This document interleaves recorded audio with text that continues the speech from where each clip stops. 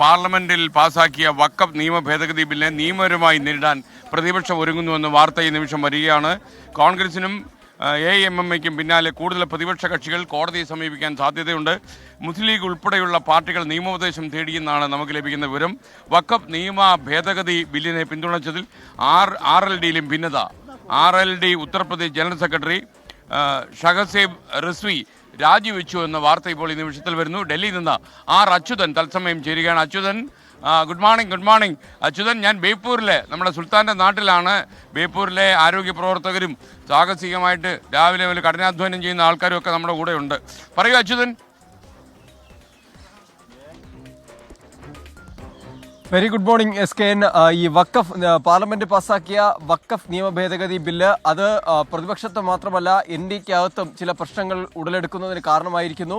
നേരത്തെ JDU ഘടകകക്ഷിയായിട്ടുള്ള JDUവിനുള്ളിലാണ് രാജി ഉണ്ടായതെങ്കിൽ ഇപ്പോൾ RLD അവരുടെ കൂട്ടത്തിലുള്ള വലിയ അംഗസംഖ്യ NDAക്കൊപ്പം ഇല്ലെങ്കിലും ഘടകകക്ഷിയാണ്.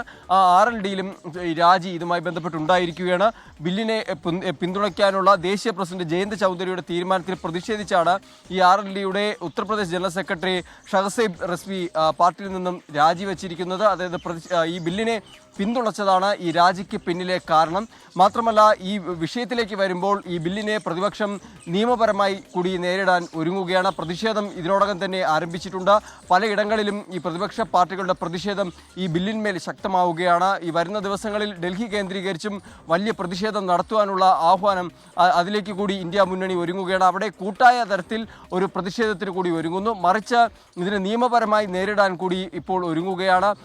കോൺഗ്രസ് ഇതിനോടകം തന്നെ സുപ്രീം കോടതിയിൽ ഒരു ഹർജി ഫയൽ ചെയ്തിട്ടുണ്ട്. ഒപ്പം തന്നെ AIMIM അസദുദ്ദീൻ ഒവൈസിയുടെ പാർട്ടിയും സുപ്രീം കോടതിയെ സമീപിച്ചു. മുസ്ലിം ലീഗ് ഈ വിഷയത്തിൽ സുപ്രീം കോടതിയെ സമീപിക്കുമെന്ന് നേരത്തെ തന്നെ അറിയിച്ചിട്ടുണ്ട്. അതുമായി ബന്ധപ്പെട്ട ചില നിയമോപദേശങ്ങളൊക്കെ തേടിയതായാണ് മനസ്സിലാക്കുന്നത്. എന്തായാലും വരുന്ന ദിവസം തന്നെ മറ്റു പാർട്ടികൾ കൂടി ഈ വിഷയത്തിൽ ബില്ലിനെതിരെ സുപ്രീം കോടതിയെ സമീപിക്കും. അവർ പ്രധാനമായും ചൂണ്ടിക്കാട്ടുന്നത് ഈ സമത്വവും അതുപോലെ തന്നെ ഭരണഘടന മുന്നോട്ട് വയ്ക്കുന്ന സമത്വവും മതസ്വാതന്ത്ര്യം ഉൾപ്പെടെയുള്ള കാര്യങ്ങളിൽ അതിനെതിരെയാണ് ഈ ബില്ല് ഉണ്ടായിരിക്കുന്നത്. അതുകൊണ്ട് തന്നെ അത്തരം കാര്യങ്ങൾ ഭരണഘടനയുടെ ഈ അനുച്ഛേദങ്ങൾ ചൂണ്ടിക്കാട്ടി ഈ ബില്ലിനെതിരെ സുപ്രീം കോടതിയെ സമീപിക്കാനാണ് ഇപ്പോൾ തീരുമാനിച്ചിരിക്കുന്നത്. അങ്ങനെ നിയമപരമായി കൂടി ഈ ബില്ലിനെ നേരിടാൻ കൂടി പ്രതിപക്ഷ പാർട്ടികൾ ഒരുങ്ങുകയാണ്. എന്തായാലും പ്രതിഷേധം ഒരു ഭാഗത്ത് ശക്തമാകുന്നു. മറിച്ച് നിയമപരമായി കൂടിയുള്ള ഒരു രീതിയിലേക്ക് കൂടി പ്രതിപക്ഷം നീങ്ങുകയാണ്. SKN.